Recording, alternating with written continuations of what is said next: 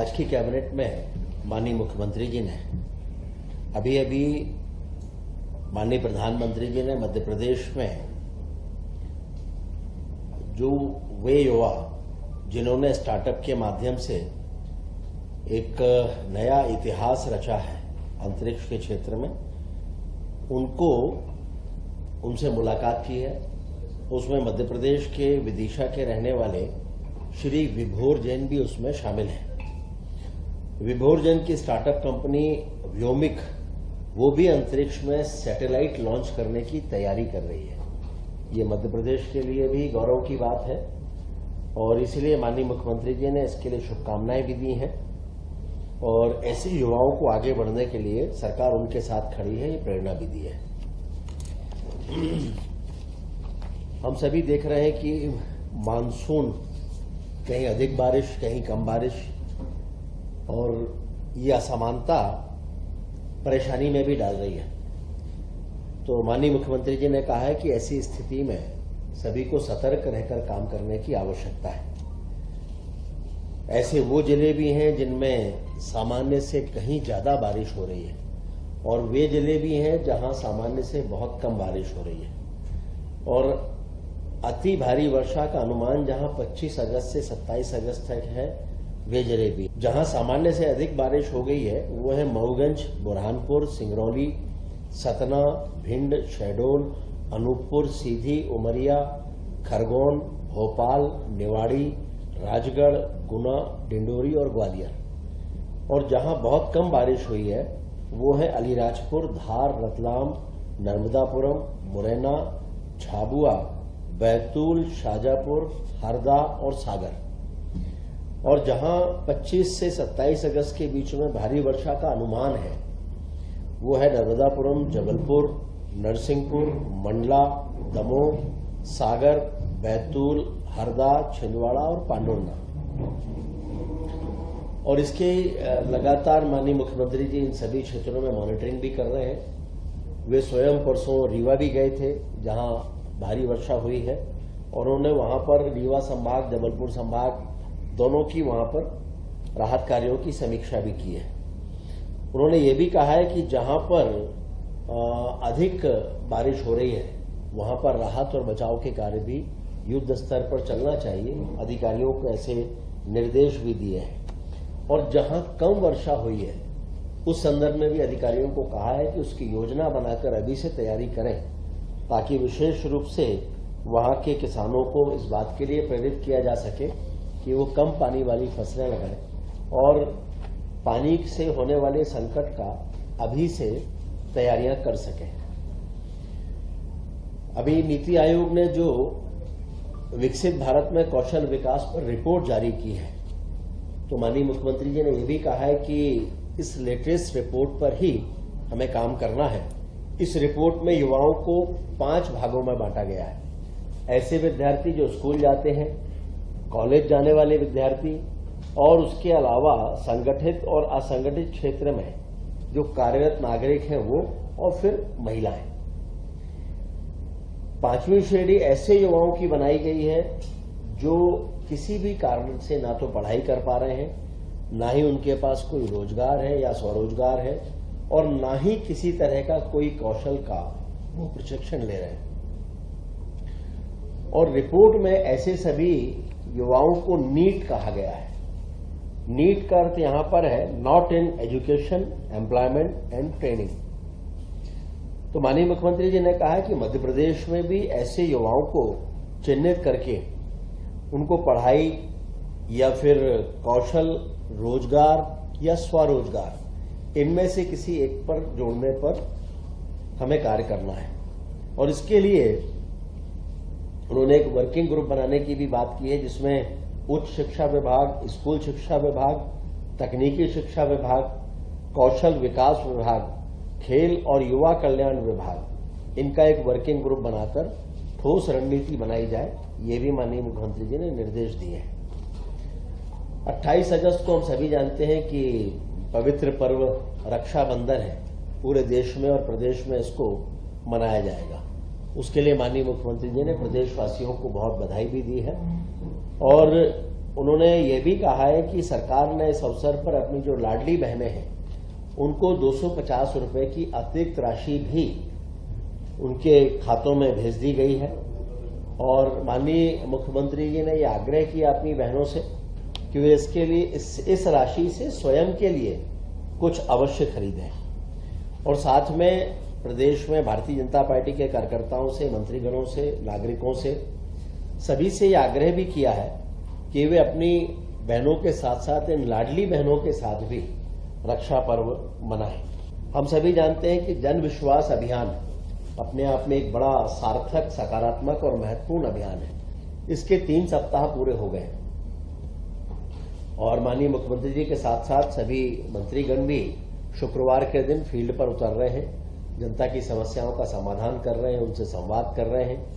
मुख्यमंत्री जी स्वयं 3 जिलों में छिंदवाड़ा, बड़वानी और टीकमगढ़ इनमें सम्मिलित हो चुके हैं। इस बार चूंकि रक्षाबंधन का पर्व 28 अगस्त यानी शुक्रवार को है और उसके अगले शुक्रवार को 4 सितंबर को जन्माष्टमी का पर्व है, तो माननीय मुख्यमंत्री जी ने यह कहा है कि चूंकि दोनों पर्व पड़ जाएंगे तो इसलिए रक्षाबंधन के अगले दिन और ऐसे ही जन्माष्टमी के दूसरे दिन यानी 28 के बदले 29 को और 4 के बदले 5 सितंबर को ये जन विश्वास अभियान का कार्यक्रम किया जाएगा और सभी मंत्रीगण इसके अनुसार ही अपने कार्यक्रम निर्धारित करें, यह भी निर्देश उन्होंने दिए हैं। मध्य प्रदेश में निवेश को लेकर जो माननीय मुख्यमंत्री जी ने पहल की थी उसके बहुत सार्थक परिणाम सामने आ रहे हैं। पिछले 2 महीने में पीथमपुर में औद्योगिक निवेश की बड़ी महत्वपूर्ण सौगातें मिली हैं। इसमें आदित्य टेक्नोफैब प्राइवेट लिमिटेड की भारतीय रेलवे के लिए उन्होंने एकदम मॉडर्न फाउंड्री का शुभारंभ किया है।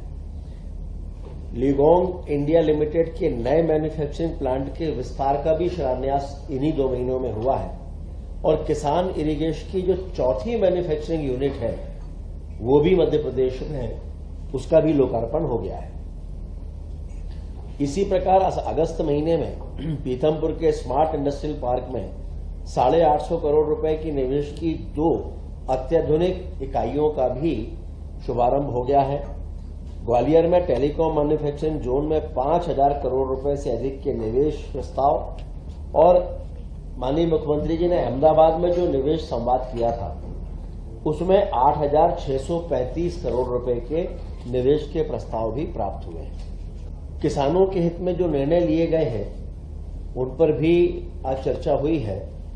प्रदेश में फार्मर आईडी बनवाने का अभियान, किसानों के लिए जो आईडी का अभियान है वो 20 अगस्त से प्रारंभ किया है। इसके लिए ना कहीं उनको भटकना पड़ेगा, ना लंबी लाइनों पर लगना पड़ेगा। सरकार के द्वारा गठित जो शासकीय दल है वे स्वयं किसानों के पास जाएंगे और उनकी फार्मर आईडी बनाएंगे। माननीय मुख्यमंत्री जी ने प्रदेश के सभी किसानों से आग्रह किया है कि जिनने भी अपनी फार्मर आईडी नहीं बनवाई है वे सभी अपनी अपनी आईडी इस दल के माध्यम से जरूर बनाएं। और जो किसानों से सुझाव लगातार मिल रहे हैं उसमें खाद्य वितरण की ई विकास प्रणाली को भी अधिक सरल और किसान हितैषी बनाया गया है। और इसमें यह भी अब तय हुआ है कि ई विकास 2 इसके अंतर्गत किसान अपनी इच्छा के अनुसार कोई भी एक उर्वरक बिना किसी अनिवार्य जो पंजीयन है उसके बगैर भी कोई भी एक उर्वरक खरीद सकेगा। और इसके साथ ही अब व्हाट्सएप के जरिए भी उर्वरक की बुकिंग की जा सकेगी। अभी जैसा मैंने आपको बताया कि लाडली बहना को 250 रुपए तो दिए ही गए हैं, इसके साथ ही लाडली बहना योजना के अंतर्गत 1750 रुपए प्रति बहन के हिसाब से 1.25 करोड़ बहनों के खाते में 2148 करोड़ रुपए की राशि अभी ट्रांसफर की गई है। संबल योजना के अंतर्गत 9000 से अधिक हितग्राहियों को और उनके परिजनों के खाते में 203 करोड़ रुपए की राशि दी गई है। और अलग अलग रक्षाबंधन से पूर्व भाई बहनों के खातों में लगभग 2351 करोड़ से अधिक की राशि दी गई है।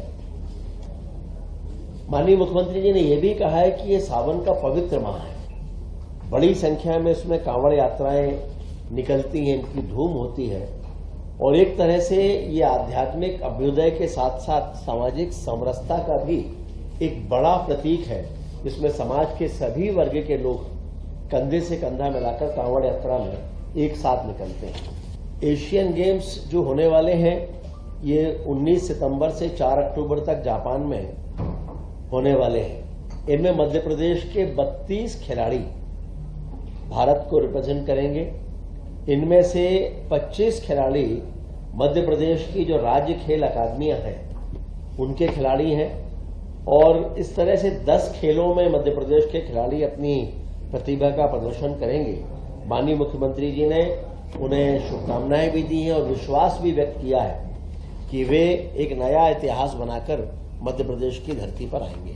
आज माननीय मुख्यमंत्री जी ने जितनी भी स्वीकृतियां प्रदान की हैं उनमें इंफ्रास्ट्रक्चर, स्वास्थ्य, साइबर सुरक्षा, सामाजिक कल्याण, इन सभी को गति देने के लिए 10,630 करोड़ रुपए की स्वीकृतियां दी हैं। हम सभी जानते हैं कि इंफ्रास्ट्रक्चर के क्षेत्र में मध्य प्रदेश लगातार बेहतर कार्य कर रहा है, और उसी दृष्टि से आज सिवनी बालाघाट जो अपने आप में एक बहुत महत्वपूर्ण मार्ग है, स्टेट हाईवे है, और इसको जिसकी लंबाई लगभग 91.64 किलोमीटर है, इसको 4 लेन करने का निर्णय किया है विद पेव शोल्डर।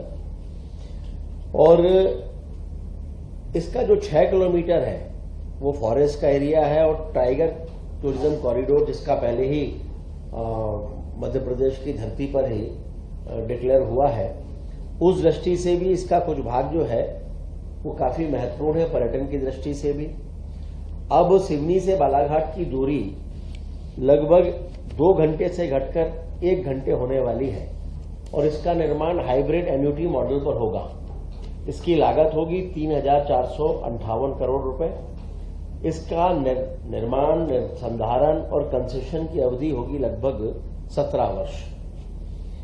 इसमें बाकी चीजें भी हैं कि लगभग 40% राशि परियोजना निर्माण की, ये लगभग 700 करोड़ रुपए 10 किस्तों में भुगतान की जाने वाली है, और शेष 60% राशि लगभग 2250 करोड़ रुपए का भुगतान 15 वर्ष में राज्य बजट के माध्यम से होगा। इस पर वित्त विभाग की स्वीकृति हो चुकी है। इसके साथ ही हाइब्रिड एन्युटी मॉडल पर चूंकि काफी सड़कों को लिया जाना है, मध्य प्रदेश में आने वाले कुछ समय में सड़कें एक अलग तरीके से दिखाई देने वाली हैं। हम ये कह सकते हैं कि 4 लेन और अच्छी सड़कों का जाल मध्य प्रदेश में बिछने वाला है। अभी 12 नई सड़कों का निर्माण हाइब्रिड एन्युटी मॉडल पर होना है। इसमें भी वैसा ही 40% व्यय के रूप में और 60% एन्युटी के रूप में भुगतान होगा, और इन सड़कों में इनके लिए भी चूंकि नाबार्ड के माध्यम से 4,600 करोड़ रुपए का ऋण लेने का प्रस्ताव है, तो इसमें इन सड़कों के लिए एमपीआरडीसी को इसको हस्तांतरित करने का आज प्रस्ताव भी मध्य प्रदेश की कैबिनेट में पारित किया है। इसके अलावा कुछ विभागीय कार्यवाहियां हैं जिनमें कुछ फर्जी भुगतान के मामले थे, उसमें कुछ अधिकारियों के खिलाफ स्वीकृति हुई है। ये भी हमें स्मरण में ही है कि उज्जैन में जो लोक स्वास्थ्य और चिकित्सा शिक्षा विभाग के द्वारा धन्वंतरी विश्वविद्यालय स्थापित किया जा रहा है, उसमें पदों के सृजन की स्वीकृति भी आज प्रदान की गई है। एक और महत्वपूर्ण निर्णय हुआ है, पिछले दिनों मध्य प्रदेश सरकार ने जमीन अधिग्रहण जहां भी सरकार करती है तो मुआवजा 2 गुना मिला करता था, इसको 4 गुना किया गया था। अब ये तय किया है कि आपसी सहमति से, आपसी सहमति का मतलब होता है अभी एक प्रक्रिया होती है और उसमें सरकार जमीन का अधिग्रहण करती है जिसमें काफी समय लगता है। अगर किसान या जिसकी जमीन है वो तैयार है तो सरकार इस 4 गुने दर पर उससे जमीन का क्रय कर ले और उसको 4 गुने का भुगतान करे, ताकि इसमें समय भी काफी बचेगा। और चूंकि अभी तक 4 गुने में आपसी सहमति वाला प्रावधान नहीं था, इसलिए उसको मंत्री परिषद में लाना आवश्यक था, तो उसको भी आज स्वीकृति प्रदान की गई है। इसके साथ ही जो आवासीय आयुक्त मध्य प्रदेश भवन दिल्ली में है, उसके जो कुल मिलाकर वो विभिन्न राजस्व व्यय होते हैं उनकी निरंतरता के लिए भी स्वीकृति दी गई है। अभी तक आर्थिक अपराध प्रकोष्ठ के द्वारा 2024 के पहले विभिन्न 1860 की भारतीय दंड संहिता 1860 की जो विभिन्न धाराएं हैं उसके अंतर्गत ही अपराध पंजीबद्ध होते थे। क्योंकि 1 जुलाई 2024 से भारतीय न्याय संहिता जो नई लागू हुई है उसके बाद आवश्यक था कि पुरानी धाराओं में परिवर्तन किया जाए और उनको परिवर्तित करके आर्थिक अपराध ब्यूरो को भी उसके लिए अधिकृत करने का आज निर्णय हुआ है। विज्ञान और प्रौद्योगिकी विभाग में भी निरंतरता के लिए राज्य computer security incident response operation centre की स्थापना है। उसमें भी 80 करोड़ रुपए की राशि की स्वीकृति प्रदान की गई है। 13 पदों को समर्पित करते हुए 25 नए पदों का सृजन करने का भी प्रस्ताव को आज स्वीकृति दी गई है। सामाजिक न्याय और दिव्यांगजन सशक्तिकरण विभाग की 19 योजनाओं के दिव्यांग कल्याण की 1740 करोड़ रुपए की योजनाओं को भी निरंतरता की स्वीकृति दी गई है। जल संसाधन विभाग में न्यायालय के आदेश का पालन करते हुए श्री चंद्रिका प्रसाद मिश्रा को भी नियुक्ति प्रदान की गई है। खेल और युवा कल्याण विभाग, इनमें भी महिला T20 वर्ल्ड कप ब्लाइंड और उसकी प्रोत्साहन राशि की कार्योत्तर स्वीकृति के लिए भी आज निर्णय हुआ है। महिला T20 विश्व कप ब्लाइंड में भारतीय टीम ने नेपाल को हरा के स्वर्ण पदक जीता है। इसमें भारतीय टीम में मध्य प्रदेश की 3 खिलाड़ी और 3 ट्रेनर भी सम्मिलित थे। इनमें सुश्री सुनीता सराठे नर्मदापुरम से, सुश्री दुर्गा येवले बैतूल से, सुश्री सुषमा पटेल दमोह से और 3 प्रशिक्षक थे, श्री सोनू गोलकर, श्री ओम प्रकाश पाल, श्री दीपक पहाड़े। तो तीनों हमारी जो महिला खिलाड़ी हैं इनको 25-25 लाख रुपए और जो प्रशिक्षक हैं उनको 1-1 लाख रुपए राशि देने के बारे में प्रोत्साहन राशि देने का निर्णय लिया गया था और राशि दी भी जा चुकी है। कार्योत्तर अनुमोदन के लिए आज मंत्रिपरिषद ने स्वीकृति दे दी है। इसके अलावा मुख्य सचिव कार्यालय ने भी प्रतिवेदन प्रस्तुत किया है कि 1 जनवरी 24 से 31 जुलाई 24 तक कुल जितने निर्णय कैबिनेट में लिए गए उनकी वस्तु स्थिति क्या है। 90% से अधिक निर्णयों का पालन भी हो चुका है, उसकी भी जानकारी दी गई है। पशुपालन और डेयरी विभाग में भी कुल मिलाकर 2,973 करोड़ रुपए की विकास योजनाओं के संदर्भ में स्वीकृति प्रदान की गई है।